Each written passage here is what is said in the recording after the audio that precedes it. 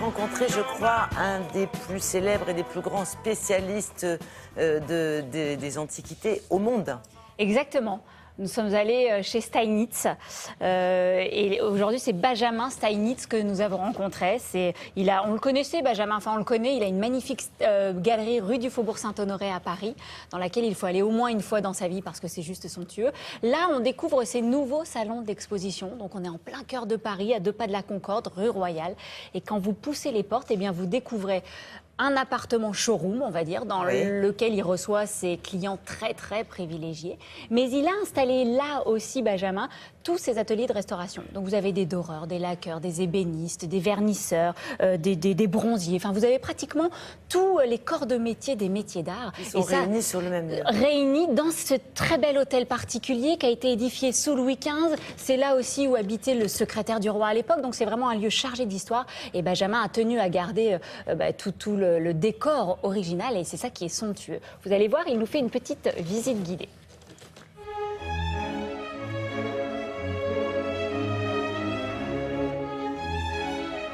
Nous nous trouvons ici donc rue Royale, dans nos nouveaux locaux de présentation et de réception pour nos clients un petit peu privilégiés.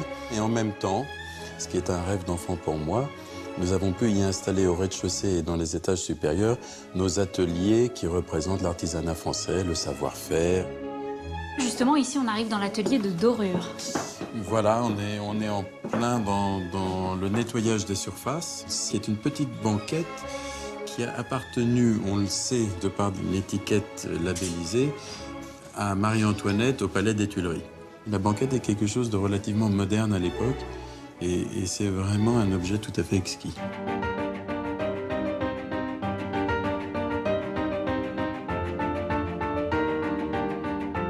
Arthur est en train de nettoyer toute la monture de bronze de style néo-grec et japonisme et redonne tout son éclat à la porcelaine de la manufacture de Sèvres.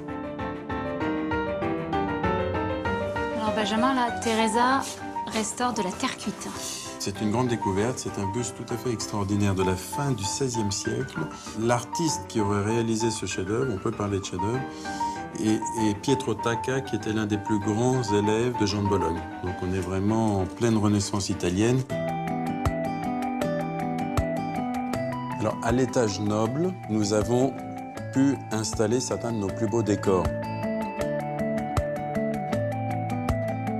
Ce cartel est un cartel qui a été réalisé par André Charles Boulle, l'un des ébénistes favoris de Louis XIV. C'est un cartel donc en marqueterie de laiton sur un fond d'écailles de tortue, ce qui était sa spécialité, qui provient du château de Chenonceau. Vous en avez un modèle similaire qui est au château de Versailles, ce qui est tout à fait formidable.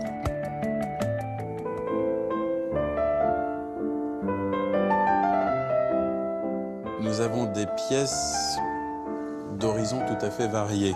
Entre autres, un coquillier, qui était un meuble à porte grillagée, où l'on collectionnait à l'époque quelque chose d'extrêmement rare et exotique, étaient des coquillages. Ce qui m'amuse beaucoup, c'est qu'il est entouré de 2 fauteuils de goût japonisant, dont les 2 autres de cette série se trouvent au musée des Arts décoratifs.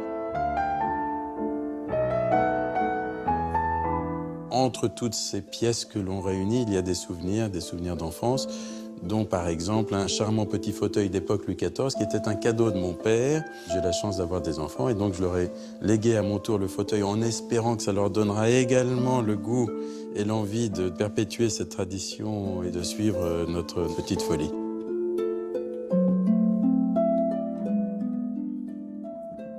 Alors, il faut quand même préciser que c'est un privilège que vous avez eu de pouvoir visiter ce lieu. J'espère que vous avez bien regardé toutes ces images parce que c'est un endroit qui ne se visite pas. C'est vraiment juste pour recevoir quelques clients très très privilégiés. La banquette de Marie-Antoinette, ça fait partie de la pâte Steinitz. Et oui, il y a vraiment un goût à proprement parler Steinitz qui avait été initié par le patriarche qui était Bernard Steinitz. Et Benjamin y est très fidèle. On retrouve ces décors très chargés, cette accumulation d'objets super rares dans leur proportion, dans leur qualité. Et puis, il y a un mélange des styles, des époques. Ça, c'est le goût Steinitz. Et voilà, c'est juste somptueux. C'est vraiment magnifique. C'est somptueux. Merci de nous avoir fait partager cette visite un peu secrète, ce privilège. Merci beaucoup.